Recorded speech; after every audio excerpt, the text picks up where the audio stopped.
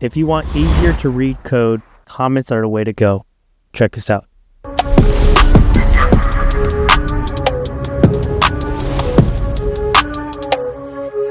So my last video, we talked about the print statement, and now we're going to incorporate comments. So comments allow you to read and understand and interpret your code, whether it's yours or somebody else's. So maybe you might be picking up somebody else's project and you want to understand what the code is and you just can't. And the best way to truly understand it and develop it is to write comments. And comments allow you to really, truly understand something just by writing things in a simple text format so that you can translate what is happening. But you don't want to oversaturate comments because then it becomes hard to read your code over time. But what does a comment really look like? So there's two different ways that you can really display comments within Python. The first is going to be by a hashtag. So I'm just going to go here to my line 1 and I'm going to bring everything down and then I'm going to simply put a hashtag.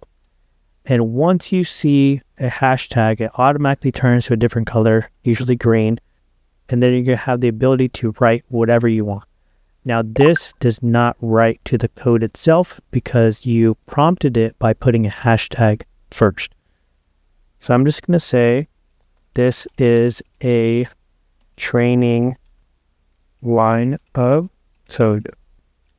And that allows you to simply just explain what this entire block is. But you may have a very complex line of code and you want to put a lot of comments in there. Maybe you want to just put a comment next to each one. The rule of thumb is to put a double space and then put another hashtag if you want to explain a specific line. And then I have IntelliSense here, so I'm just going to tab over and then it's going to say this line prints a greeting message. And I'm just going to click off and automatically just leaves it there in place. But I'm just going to run it real quick and you can see how the comments don't populate into the actual output. It stays where it is within your code. Now the thing is, what if I just kept typing forever, right? So it's going to become kind of foggy, right? So if I say this line prints a greeting message and it has my name and it has me saying that I am learning Python. The problem here is that now you have so much text and it's so saturated with text that it's hard to read what the actual code is. So the goal is to really just have a few words like I have highlighted so that you can explain what's happening in that line of code, but not take away from the most important thing, which is the code itself. So we're going to delete this part because we don't actually need it. And then we're going to delete this as well. And then I'm going to show you a new way you can write comments too. So let's just say we have a very large comment that we want to write. What we can do now is put a triple quotation. And the triple quotation allows you to type whatever you want. So we're just going to say, this is a beginner block of code that prints my name. And the message to the console, we'll just kind of use that. And now you can simply see what this entire bucket of code is doing for you just by reading this statement. And usually what you want to do is have the triple quotations above and below the comment that you made, just so you know it's clean, it's readable, and you know exactly where the comment starts and where the comment ends.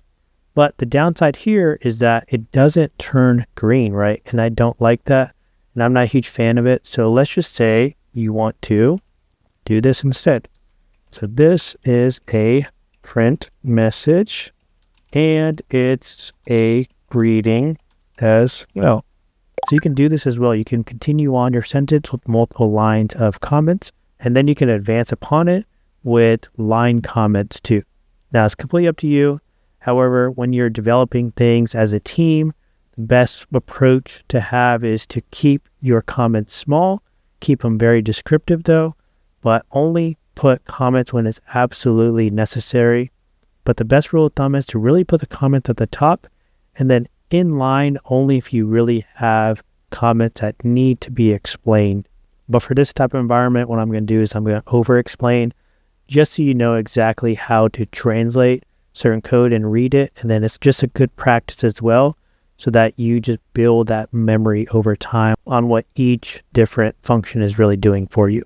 All right, but with that said, that's all there is to it when it comes to comments. Don't underestimate the value that it has, because comments are going to go such a long way for you, whether you're developing things as a team or going back and developing things as an individual. Maybe you're building an app or something like that, and you want to circle back and read the code that you made, and it's been a while and you might have forgot, right? That's where comments really come in, because it helps you as a developer really detail exactly what was done.